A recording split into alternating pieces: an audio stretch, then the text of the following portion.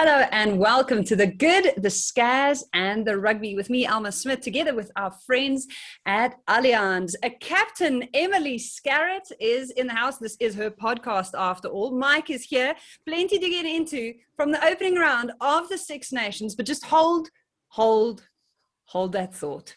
Because our guest this week might just have the most remarkable CV of any player in any sport. And I know that's a big statement to make, but I want to welcome her right up top. She took up the game at the age of 25 and then represented England within 2 years, which in and of itself, like, you could actually just stop there.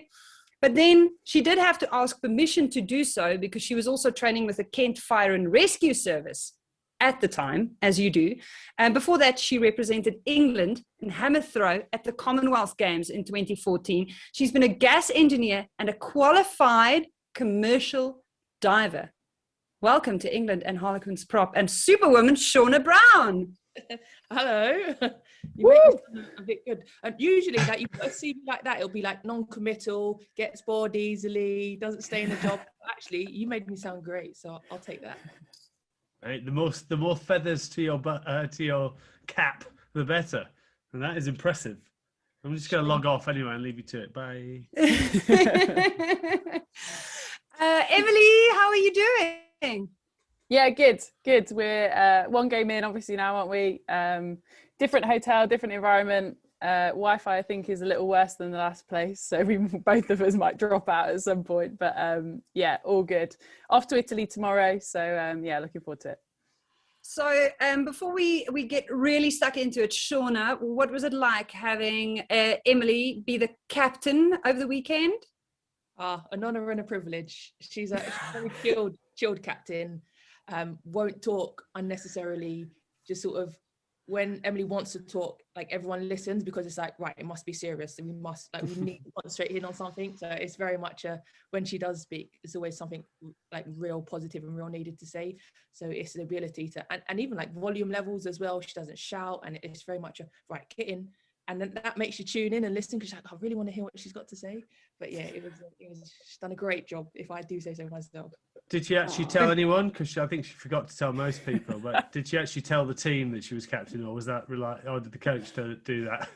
You just know, didn't you? Telepathy. Yeah. She's on that level. That probably sums Scaz up, really. She's on that level. She doesn't actually communicate by actual words. She's just in your head. You hear it and you do it.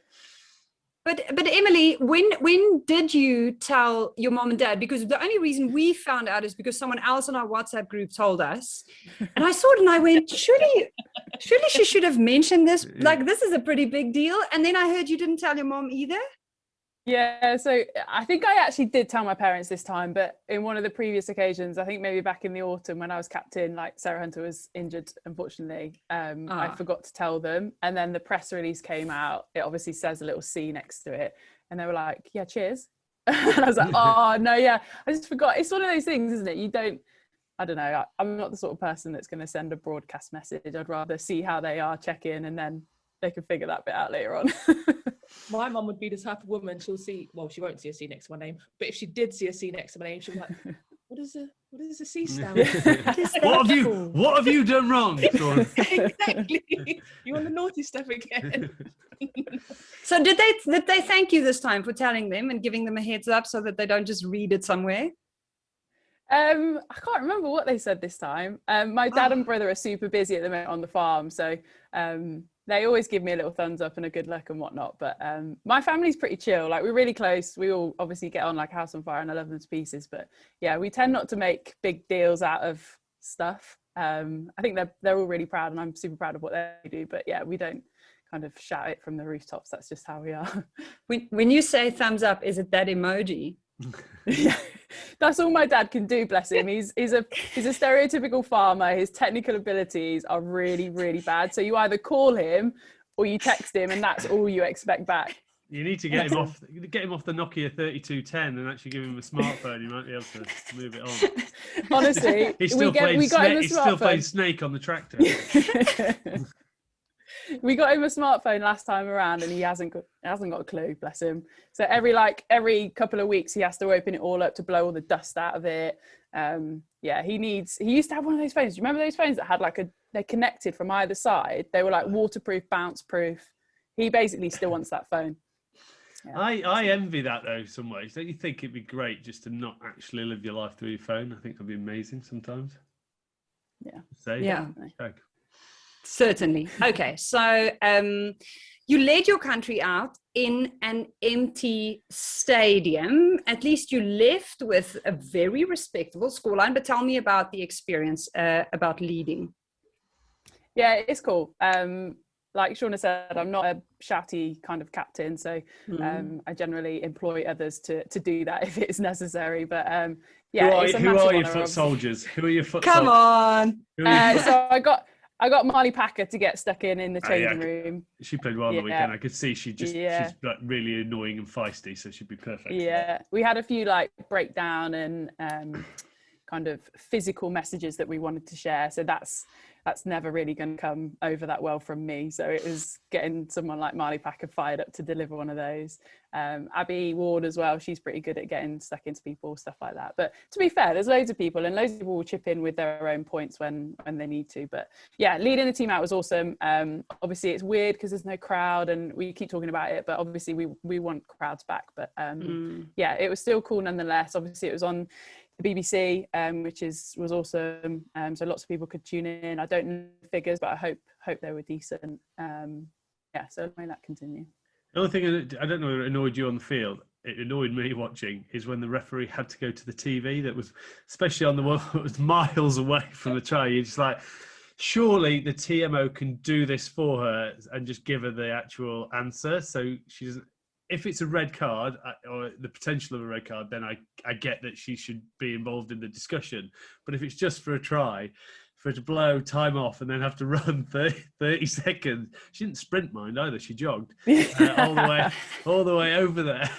But at one point she was literally doing shuttles, and I was like, oh. Her GPS will be through the roof, I think. Yeah, that was definitely frustrating. She scuttled over to this little screen, and every time you could see them doing this, because I think the sun was really shining on it as well. I don't think it was a particularly good picture. But yeah, there wasn't a big screen at the ground, and there wasn't even a clock. So that, for all of us, we were left guessing on lots of things. Yeah. But yeah, hopefully this weekend. I mean, that's the only thing that frustrates me, because you're on TV, you've got the ability to be pushed out to. You don't want it being a starty game because of those decisions, and that was frustrating me a little bit. That's probably one of the frustrations that we felt second half, was just that, like, first half we tempo firing into them, kind of how we wanted to play, and then second half was just stifled and dampened a little bit, and obviously those decisions and those timeouts didn't help that. And then it's quite hard to get that back. Obviously lots of changes happen as well, so things are constantly changing in that second half. It's quite hard to get that momentum back and play the way we want to play. But I mean, the result is still an awesome result for us, so we're pretty happy. Yeah, it was, wasn't it? It was just that. It was really disjointed in that second half. Obviously, Shaunagh, you came on because, in all fairness, Scotland, they had quite a good bit of possession in the first 20 minutes of that second half, but yet they weren't really scoring, and then make a mistake, then you guys would give a penalty away, and it was sort of, you couldn't get your hands on the ball, and then when you did, you'd made a lot of substitutions, so there was a few more knock-ons, there was a little bit of, getting back to playing it. How frustrating was it? And but it's very hard to, obviously you went off, Emily, towards the end of it. How would you have changed it to make it better? I thought possibly not making as many subs as you did, but that's when it all goes downhill, when Emily goes off the pitch. You just get on there and carve up. You're just running into people, get your energy, expend the energy. In terms of possession across the whole game, Scotland actually had more than us. We was on a 51-49 split. And like, I came on and the first thing I did was tackle, get up, tackle again straight away. And actually, I've noticed that's just what I do in an England shirt. I pretty much just tackle. So I try and get my hands on the ball, but if you haven't got the ball, that's all you can do.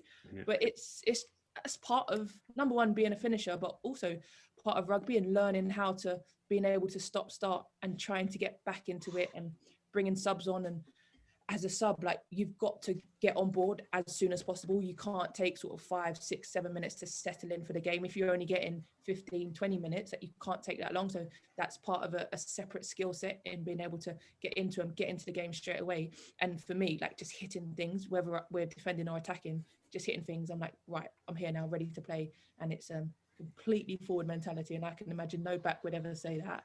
But that is our roles are so different. They are so different. I was a bit like a forward, Shaunagh, so I get what you're saying. But speaking of forwards and backs, there are so many people who would often espouse, particularly on WhatsApp groups and comment sections, that they prefer forwards as captains. So taking over the captaincy when you're playing centre, I mean, Mike, you have some experience of that as well. Is it as crucial to be a forward if you're leading a team, particularly in a test match, international rugby environment? I think it all depends on the team. I think, if you look at the team that Emily's leading, there's quite a lot of leaders in that pack anyway, so they'll be onto the ref. The frustrating thing of being at 13 and being a captain is your distance away from being right on there and being able to say something to the ref without it taking 5 seconds and him being bored by the time you get there and sending you back. And that is the frustration of being. But as I said, if you have those people that you can rely on, whether it be Poppy Cleal or whoever it might be, or Shaunagh when she comes on, I'll say Shaunagh because she's on, and I don't want to upset her. I need her to come. We need her to keep coming back on. As long as you've got those people you can rely on and who are going to be on the same message as what you want as captain, then it's not too bad. But yeah, it's sometimes frustrating. I mean, I remember when we played Wales in a warm-up game and Toby Flood before the World Cup in 2011, and we wanted to win the game, but also we wanted to work on our gameplay. But I wanted to make sure we won the game, so easy threes, take them all day long. And Floody just kept kicking them into the corner before I could get there. And I'm like, Floody, and then we lost the game, and I get blamed for not taking points. And I'm like staring Toby, going, "It's your fault, no." But I won't throw you under the bus. So that there are frustrations, but I think if you've got the people around you, which I think Emily does, then you're all right. I was going to say, I had a conversation with the referee beforehand, as I always do, and basically said, if there's anything at the scrum and the line out, unless it's really serious, just talk to Abby Ward, because I'm not going to know how to fix it or the detail of it. So if you're happy to talk to her, just go through her, and then obviously when bigger things arise, then maybe I can come into the fold a little bit. But yeah, try not to get too involved with scrums and line outs, that's for sure. I know my role with that. Shaunagh, what's your ideal captain? Obviously, you just put your hand over Emily's face. Do you prefer it in the forward? Do you prefer a shouter, or what do you look for personally? I particularly like a shouter or a swearer. I don't mind a shouter if they don't normally shout, because then I know it's serious because they're shouting. That's about as technical as I can get. Talking about you don't need an emotional driver. Do you need someone who emotionally drives you, or are you more detail? Not particularly. I say none of the above. Just I'm not about detail at all. It's just let's do this. That the kind of I like a good hug when you squeeze in and like yeah we can do this, and that you just, as long as it leaves me going yeah. You just want people around you then, don't you? You don't care what's said or what the plan is. You just need people around you. Yeah, and I like a good like a clap celebration. We do our clap as well now, and that's like, for me, that's what gets me pumped, is like everyone together say something. Yeah, ready. It's almost more like a drum circle than a team. I'll tell Sarah Hunter that no matter what she says, she's not going to make an impact on you. You can do. As long as she goes at the end, I'm like yeah. But that's amazing, because you literally, I mean, Emily, I'm sure there has to be some shift, in terms of the social dynamics, because now suddenly there's this additional amount of responsibility, and as you can tell from Shaunagh, different things work for different people. Is there something that happens in that week before a game where you kind of start looking at everyone a little differently and feel a bit more responsible for their frame of mind? And you're definitely more conscious of it. I think I've learned, and obviously when we spoke to Kate Richardson, well, she articulated some of it really well. You can't be all things to all people, and naturally everybody's going to want and need something different if they were picking their ideal captain or spokesperson or whatever. So it's just about being authentic, being you. Yes, you have to spend a bit more time kind of at the laptop, doing the game plan, scrutinizing things a bit more. You know, maybe when everyone else has clocked off on Netflix, you're still just doing a bit of extra work or catching up with the coaches or whatever. But at the same time, you've still got to be you. So, and whatever that looks like. It certainly doesn't mean that you turn into a coach for the week or the period of time that you're, you know, pre-game. But yeah, you do probably just have to be a bit more mindful of, I guess, the responsibility that you have. And I guess I just want to do it justice. That's all that I ever want to do when, I guess, you get given those opportunities. You just want to do it justice. And I suppose the best way to quantify that is how then we go out on the field and play. Let's talk about the way you played. You and Simon Middleton, your head coach, both used the words flat and frustrated, but the scoreline doesn't look flat and frustrated at all. So for people from the outside who maybe only watched part of the game, what did you mean by that? I think, like, if the halves had been the other way around, I don't think we would have said that at the end of the game. I think, I guess your overall emotion sometimes is based upon that feeling of the last 10, 15 minutes or whatever. And I think we just set ourselves really high standards. So the first half was really good. We came out, we did what we wanted to do. We were accurate. You know, not everything always goes your way, but we were able to be in control and yeah, do most things that we wanted to do. Whereas second half, we just weren't able to do that. We've already spoken about, you know, play up getting stopped, it was stifled, it was a bit more disjointed, and we probably then became a bit more inaccurate. And you have to give a lot of credit to Scotland. They are a much improved side in terms of their defensive capabilities, the individual players they have. They are a much improved side. But I think, yeah, we judge ourselves against ourselves, and I just don't think we were happy against our own standards in the second half. It was good though. What was good is, even though it was that disjointed, you could always go back. You saw towards the end of that second half, you went back to the pack, and they were obviously so dominant towards the end with the scrums and then the line-out try. And did anyone get into Poppy for dropping that ball when she drove over in the scrum? It was, to be fair, she came straight over to me and Ty Sharper. And she just went, I'm sorry. And I don't have a clue what's going on most of the time. I don't know why she's saying sorry. And then obviously the referee's on a jog over to the other side. And she went, yeah, I'm not sure. I was like, well, do you think? She's like, oh, I'm not sure. I'm sorry. And I was like, well, do you know what I mean? You can't, I know you are a great rugby player, but you can't be perfect 100% of the time. And the scoreline, it wasn't a game-changing moment.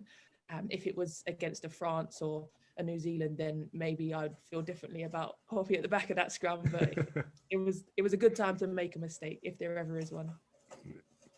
Yeah, she'd put in such a shift. The discipline, the penalty count. I mean, I feel like this is like deja vu from the men's England team conversations that Mike and Alex had a few weeks ago. But I'm sure that discipline is something that you guys have been talking about since then. Shaunagh, what's the approach going to be? What needs to change? Is it a mindset thing? Because you guys weren't under scoreboard pressure.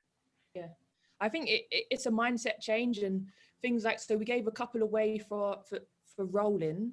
Actually, last season before that would have been okay. So it's just adapting to the interpretations of the law. And in terms of the offside ones, that's not even lazy. That's eagerness to go and get people. It's not people just being offside and staying there. It's actually people just sort of edging forward because they want to go and make the tackle. And we had referee in training today, like keeping an eye on that.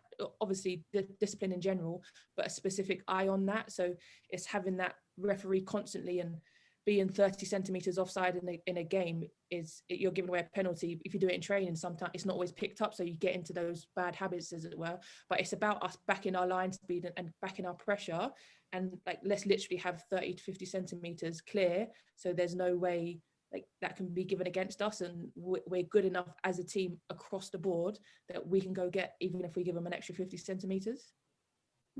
It's the dumb ones, isn't it, as well? We want to just cut out the dumb ones that aren't necessary. I think certainly obviously the weekend against Scotland and this weekend against Italy, like we really back ourselves to go and get a good result there. So actually giving them penalties and opportunities to march down the field is just something that we don't need to do. Like as Shaunagh says, we back our ability to defend. So let's keep doing that until we force something that, you know, is an error on their part. What did you love about being out there? Because now it sounds like I'm just looking for things to pick at, but I'm sure, Shaunagh, you're smiling and you look like you're in a great frame of mind. I just love playing rugby. I enjoy it more afterwards. Even during it, I'm like, oh, this is really difficult. Why do I want to do this? Then suddenly the ball near my hands or in my hands, I'm like, oh, I always get all the energy in the world then. But it's the phases in between when you haven't got to be like, oh, come on, just get through it. But I pretty much like love the contact element, and again, very different mentality forwards to backs, and the fact that so many different types of people are needed to play rugby, and you need different mentalities, you need different mindsets, you need different physical body types, you need different heights. Like you line 24 of us up in a row, there's such a differentiation in terms of types of people, and for me that's the bit about rugby that I love. And it's like a cliche, like I love rugby, but I enjoy myself out there. Like I enjoy being with other people out there and bouncing off of each other and getting to know each other on field, and knowing where one person's going to go, like which person likes to take the lead, or which person prefers rucking over, who prefers carrying, and just getting to know each other like that. For me, that's the fun bit, like getting to know other people and how they think.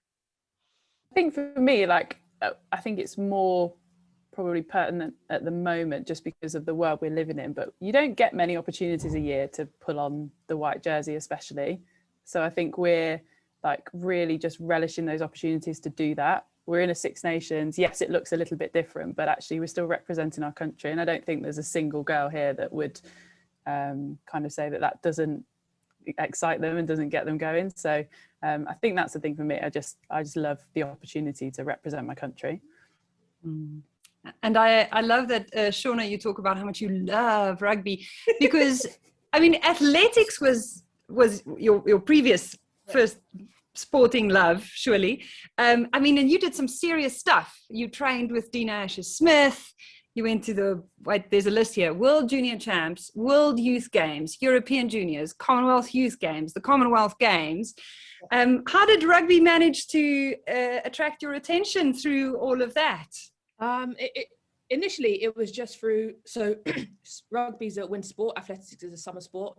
When rugby season had finished, me doing shot put and discus, you'd get the big rugby boys come down in the summer and just sort of slow down our session, because they're big boys, their PE teacher told them, you're doing shot put for sports day, go down to the local track. So actually, my first interaction with rugby players wasn't a good one. I was just like, oh, why are you coming here? Slow me down. Like I've been slogging it out all winter, and now the sun's out. You want to come and disrupt our session? So the first bit wasn't positive, but actually it's because of those boys that I guess even knew it existed, because growing up rugby wasn't a sport in my family, in my school, sort of in my upbringing or setting. It wasn't something I knew anything about. And it was those boys who said, I think like you should give rugby a go. Like they knew me, they knew rugby, and it was just that suggestion. And for the first couple of years, it was just a suggestion, because I knew I couldn't go and play or even train just because of risk of injury. Even things like hands and fingers, if they got hurt, I wouldn't be able to throw, and that's disaster.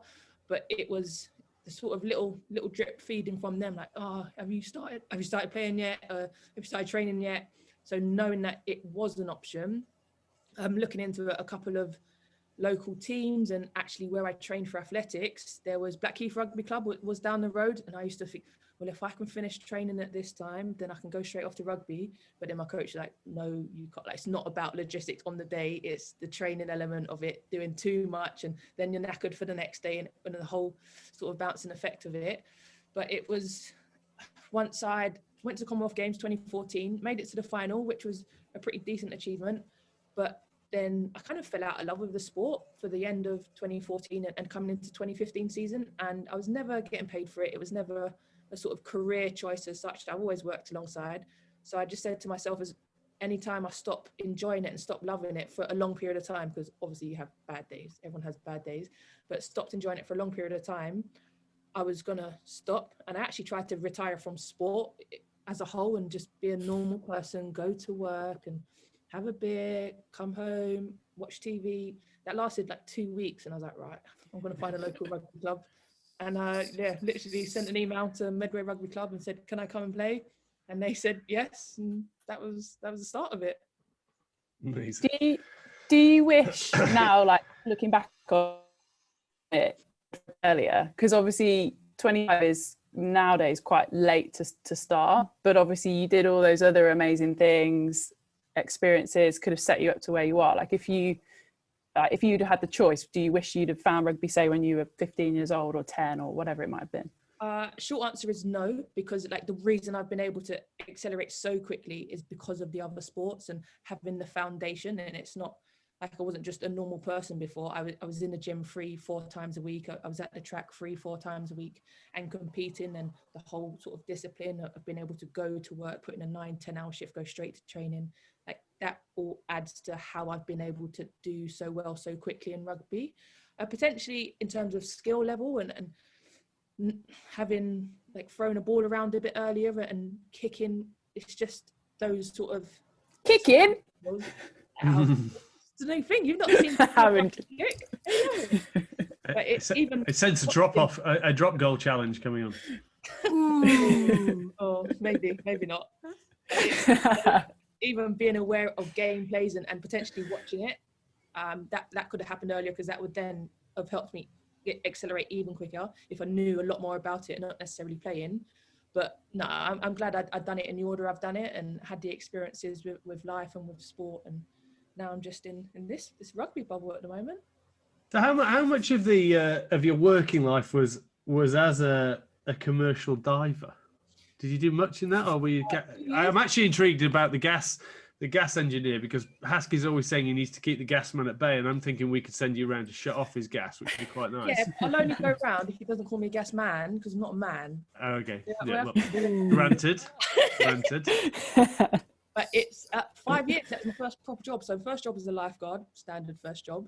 And when I was 20, got an apprenticeship with British Gas to be a central heating installation engineer, and stayed there for 5 years. And it was after gas, I went over to diving. I was doing commercial diving for 2 years. And then fire service came up. They all overlap each other. And even technically now, I could go on a commercial diving job. Like, I'm still qualified, still got my medical in date. So if you need any commercial diving jobs, you can still call me. It's good. It's a good gig, that, isn't it? Was that staying underwater stuff as well, or was it just going? Because on some gigs you can go down and you stay down, don't you, for a few days or whatever, if you're out on a rig or whatever. Yeah, that's the real heavy, deep, expensive, very well paid, a lot of money per day stuff. I didn't get into that, but I was a shorter. I was qualified down to 50 meters, but rarely went below sort of 20 meters. And even then, like, you spent less than an hour in the water, because I've done a lot in the River Thames, which is tidal, and you can only dive on a low tide. So probably get about an hour's work a day out of me, and that just sums me up in terms of how much solid hour, and I've got to have a nap on either side of the work. But it's not the big heavy stuff that you're talking about. Is like saturation diving. They have funny voices. They got to breathe different air, and yeah, that's a whole different ball game. I mean, the dark arts of the front row must have nothing on the Thames. What's the weirdest or the worst thing that you came across under there? So you can't see anything. That's the main thing. You go down, you're feeling your way around everything, and you hear everything that you wouldn't hear up top, but you'll think, right, is that a seal? Because a seal's going to get me. Like, what is that? Is it coming across me? You get, well, I personally got paranoid about everything I could hear. And then you're mic'd up constantly, so they could hear you breathing even if you're not talking. Like, is everything all right up there? Is there any boats coming over or anything I should? No, you carry on, Shaunagh, you carry on working for 20 minutes yet. But it is pretty scary. But once you're down there, you kind of just in your own zone, because like I say, you can't see anything. You're just by yourself as well. Underneath, you've got 4 guys or girls up on top looking after you, knowing that you're safe. But I still say scrummaging's harder though. Any good wind-ups? Shaunagh, there's a fin. Stay still. Don't move. No, you can't. No, you can't. That's the rule. You can't do that. Oh, yeah, there's a few times I'm like, And sometimes it'll be me just like tapping, and I'm like, what's that? Oh, it's me tapping. It's very scary. One time went down there to do a job, say in this area, and you get lost because you can't see anything. You get lost, and you're like, well, I've got this big thing on the floor, and you go, what is it? What can you tell me about it? You go, well, it's really big. You go, it's about this big. All right, you can't see me. It's about 30 centimeters thick. All right, okay, follow it along. And honestly, it's just a massive piece of wood. But when you're underwater and you can't see anything, in your mind, your imagination is going crazy. Like, oh, it's probably like an aeroplane. It's probably like a bomber's come down from Second World War because we're working in the docks. And actually, they just send the crane down. You have to rig it up to connect it to the crane, and it comes up. But it's actually a sense of achievement. You go up because they can't have movement while you're in the water. So you get out of the water and you just stand there watching this massive piece of like boat come up, and you're like, yeah, I did that. Strange. A massive piece of boat. That's where your satisfaction came from. I got it out. I found it. I wasn't supposed to find it. And I was able to like get it across that there's this big thing down here that needs to come out. Rigged it up underwater, so that's doing all my knots and my ties. And I'm like, okay, remember what it's like at training school. You've got to do this and loop and the bunny and through the ears and up. So, it is a sense of achievement. You just seem to love crazy challenges. I mean that and gas and firefighting, and then I think I'll play prop. Let me go scrum professionally. Well, to be fair, it was a bit of if you want to play, so I started in the back row. If you want to play rugby for England, you'll play prop. I was like, right, I'll play prop. And here we are. And it's worked so far. And I'm actually pretty happy. The first year was a bit, do I have to? Like, I don't want to play rugby for England. Being a prop's so hard, and it's taken away from all my game, and like giving myself all these excuses, having these internal conversations with myself. Like, do I want to play rugby for England? No, I really want to just enjoy rugby. But actually, it's worked out in the end, and I'm having a great time at the moment with it. Do you remember that feeling after your first like proper scrum session when you got moved to front row? Do you know, it wasn't that feeling. It was even, and I was like, I would hit, and I was going against a really big loose head at the time, so I've got to keep her up and me up because I'm still learning about all of the scrum stuff. And then I'd stand up, and I was literally like, just take 5 seconds to take it in. But the training session continued, and now they're on the other side. Now I'm this person left on the wing, which is not at all wherever I want to be. And it's like, come on, Shaunagh, you've still got to play rugby. And it was how am I going to scrummage more than once in the game and continue to play?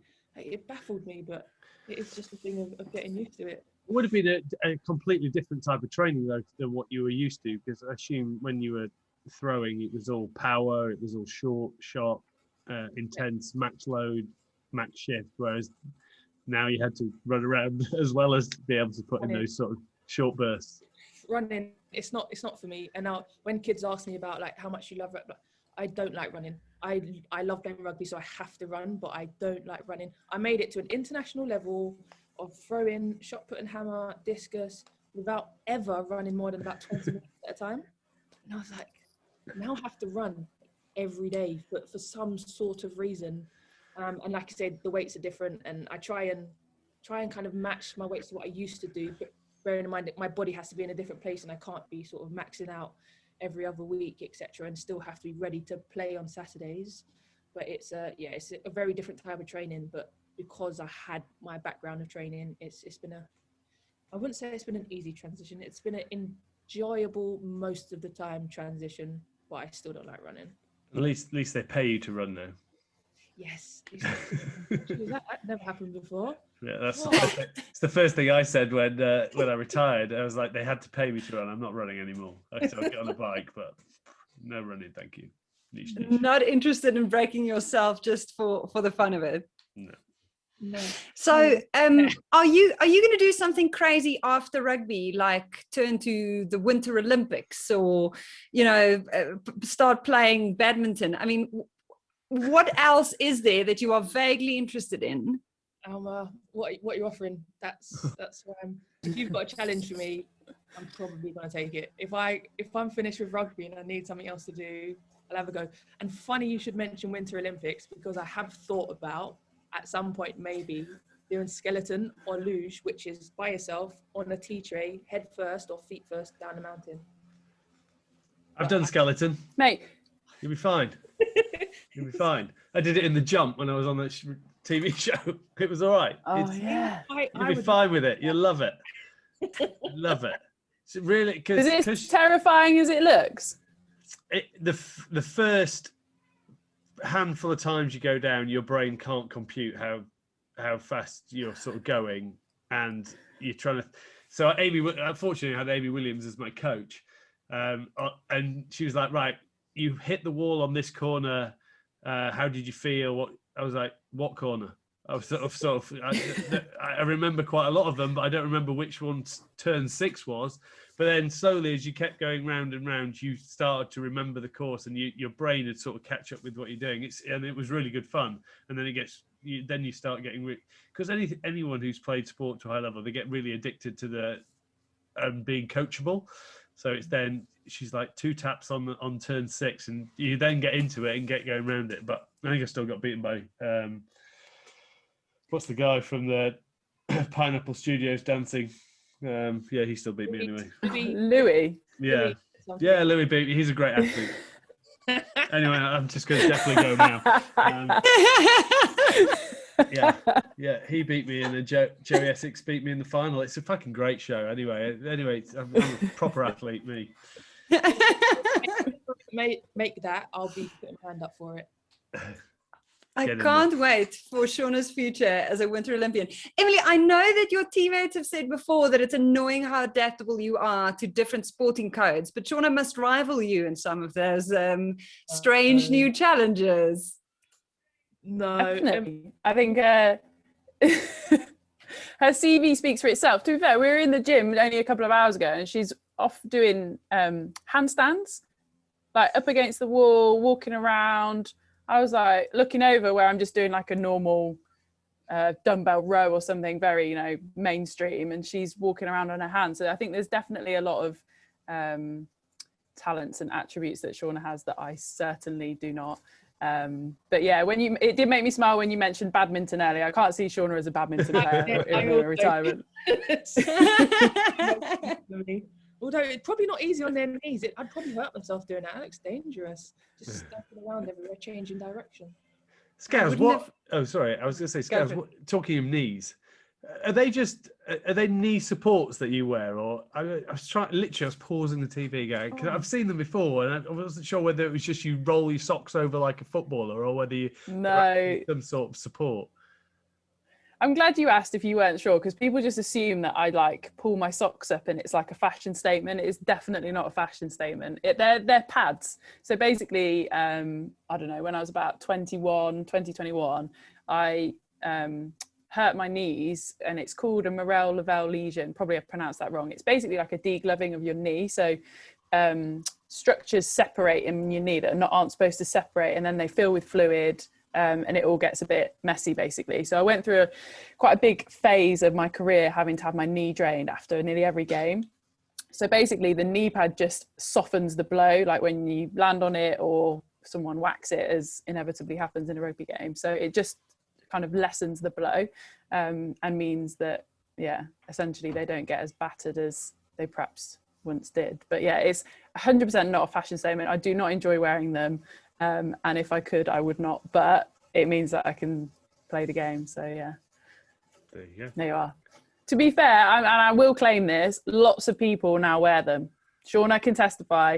Yeah. I reckon I've started, I won't call it a fashion trend, but I've definitely started something. It's because everyone wants their own show. So they think that's the starting thing. It's like Samson's hair. They just blame. they credit all of your success to the gear you're wearing. There you go. When I know retirement's coming, I might YOLO and just hit that last game without them on and feel free. Over everyone's mind. Who is this new woman? She can still do it even without the padding. And then she goes off. She goes off after 20 minutes with her knees the size of footballs.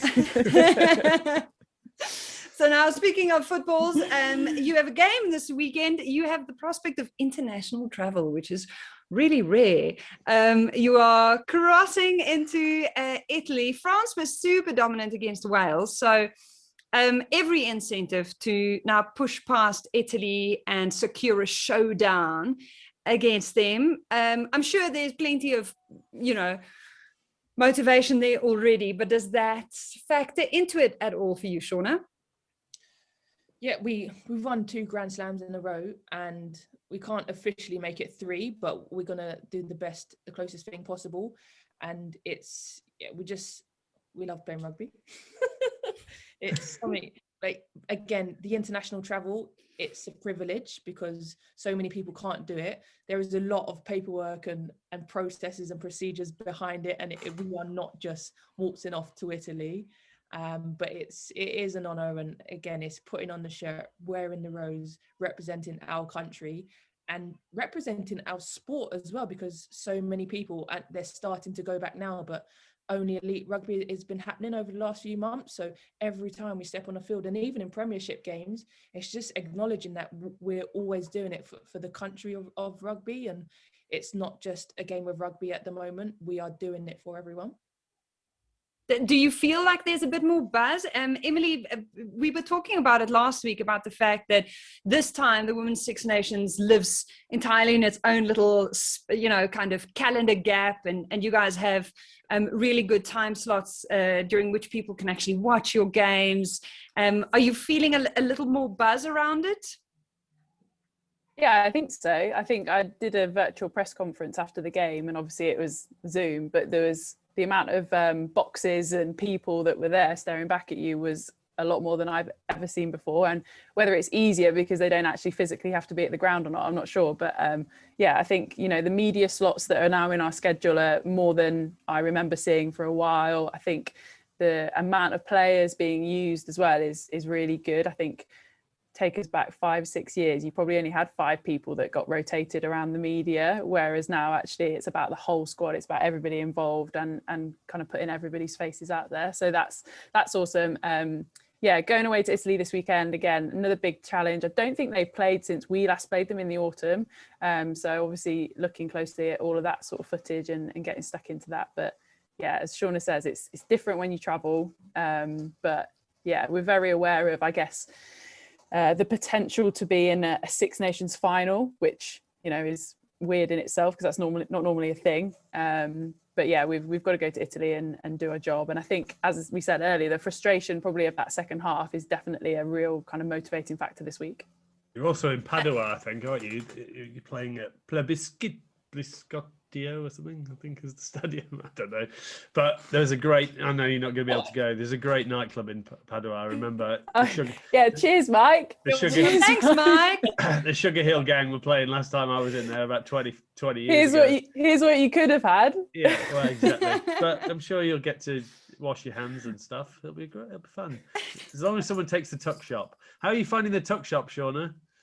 I'm avoiding it at the moment, consciously avoiding it, because when I'm at home, I'm all over that kind of stuff, which is not great. So while I'm here and it's not readily available as it is at home, I'm trying to be good.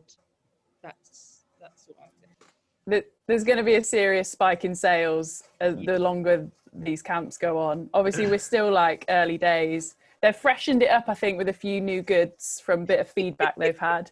But yeah, the longer this goes on. Everyone loves new contraband, don't they? Everyone loves new contraband. Exactly. Shaunagh, I loved your BBC column and the amount of time you spent on the hair. Emily, are you taking kind of input votes? Are you open to maybe running a poll on, because I saw you had the little plait around the front here and then up the side. It was very nicely done, by the way. And I was wondering whether you would kind of do something a little more out there, or how flexible are you? Ideally, it'd be great if you could get a G, S, and R somehow in while I'm around. Not to be too far off brand, but perfect if you could. I think Shaunagh will testify to this. Me and out there aren't necessarily two words that kind of coincide with one another too happily. So I'm pretty happy with my just two bits at the front. I think back in the day, I have experimented. There are some photos of like a cornrow situation and a very baby face in the middle. So I've lived through a few, and I'm happy with where I'm at. Apparently that look, it's known as the Emily Scarratt 2014 look. If you go to the hairdresser and say, "Can I have the Emily Scarratt 2014?" they know exactly what you're getting. But do you? I mean, the preparation. It seems to be pretty serious and intense. Do you guys kind of talk about how you're going to progress it during the championship? Do you all just settle on one look for the entire thing? Like, how much space is there around this? I'm obviously very fascinated. My dad watched it with me this weekend, and he was fascinated by how long everyone's hair is. He kept on saying, "Why isn't it?" Oh, I think I'm his reference. So he was just going, "There's these massive ponytails at the back." It's some people just like their set, and it's just for practical reasons in terms of getting it out their face and the amount of times that you don't want to have to adjust your hairband. And actually that's the reason why I started playing with my hair out, is just because the hairband kept falling out. So I thought, well, I'll just leave it out. And now it's kind of become my trademark.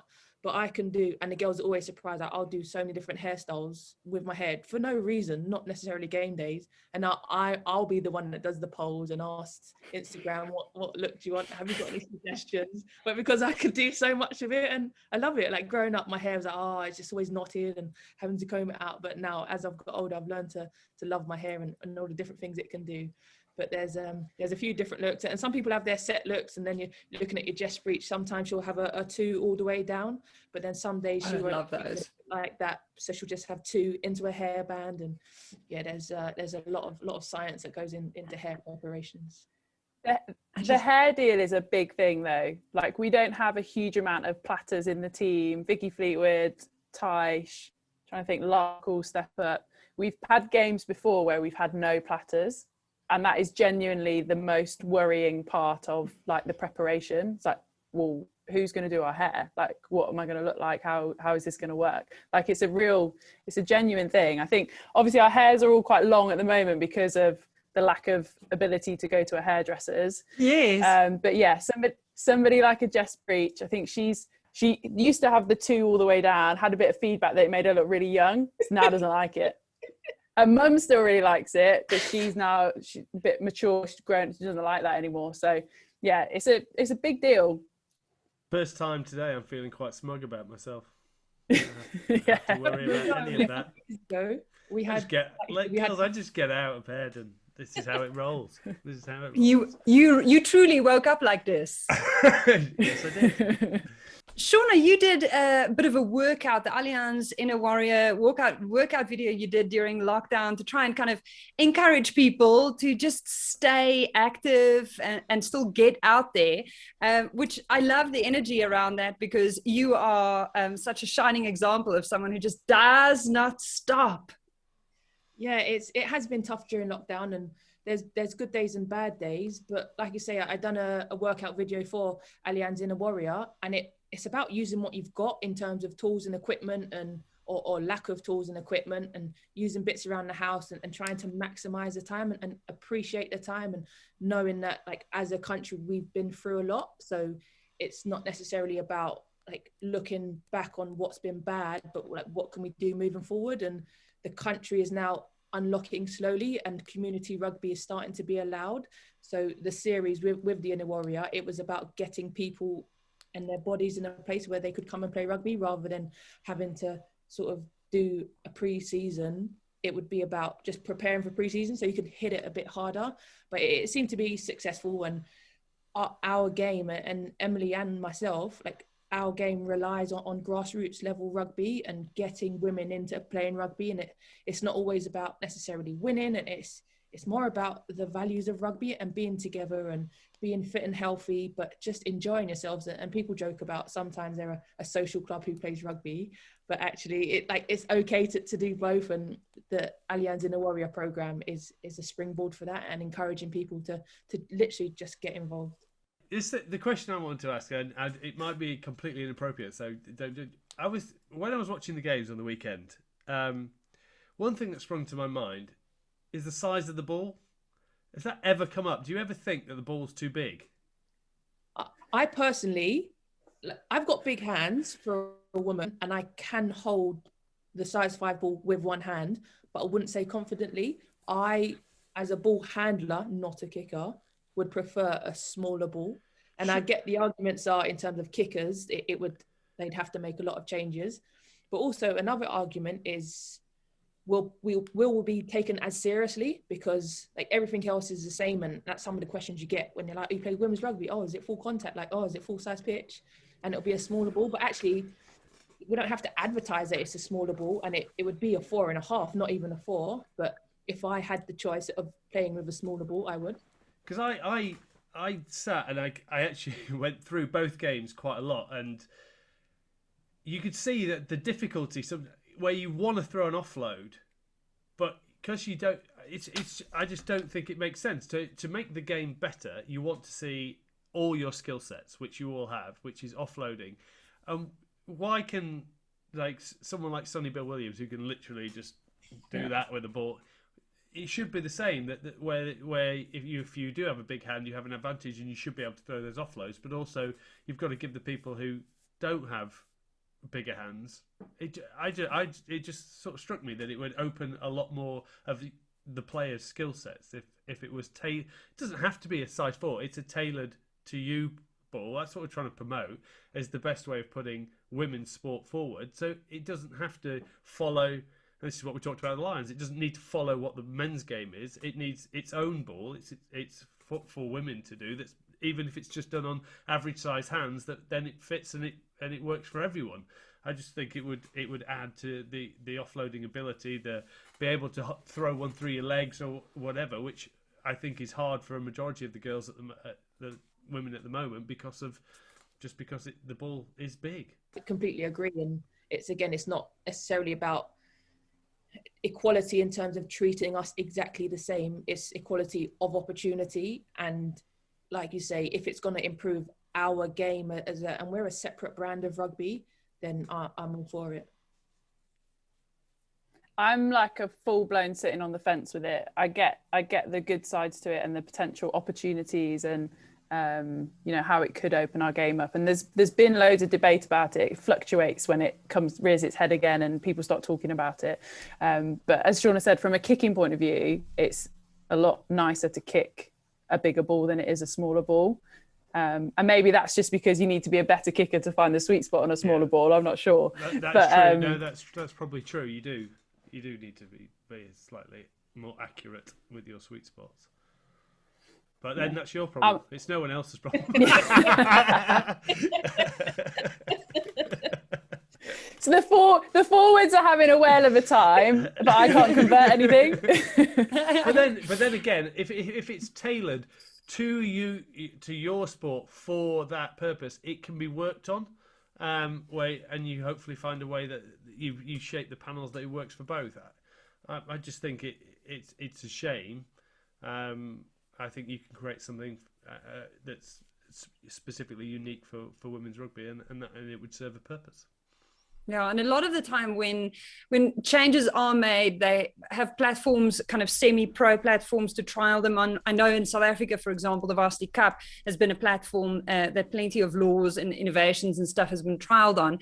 The question is then, if you do make a big change such as that, at what point you phase that in? If you trial it, where do you trial it? And then if you do make that change, if you do that across the board in women's rugby all over. But it is an interesting conversation. Last week, obviously, the other great thing that was happening was the fantasy rugby. How is everyone doing? What scores on the doors? Who's taking the early lead? For anyone's team, so I don't. But we've got proof. Emily and I were on a commercial call last week with some fans, and they said, Shaunagh who? Didn't even know who I was, but Emily, Scarratt and Poppy Cleal, whoa, they're in everyone's team. I really battled with I was looking at the teams for this weekend, trying to put one together, and you are so expensive, Emily. It is I mean it's a good thing, but it's also incredibly frustrating because I can't not have you in my team. Are you about to tell me that you didn't pick me? I haven't finalized my team yet, but I'm just saying you're very expensive, okay? Wow. Yeah, to be fair, like we haven't got amongst it really. We're living it vicariously through everybody else who's a part of it. But yeah, there's a few people that are pretty stuck into it, pretty happy and sad when their ratings change. We'll see how that keeps developing over the tournament. But it's awesome to have it, to be honest. And then when your friends turn on you and start dropping you in your team, you know, there's problems.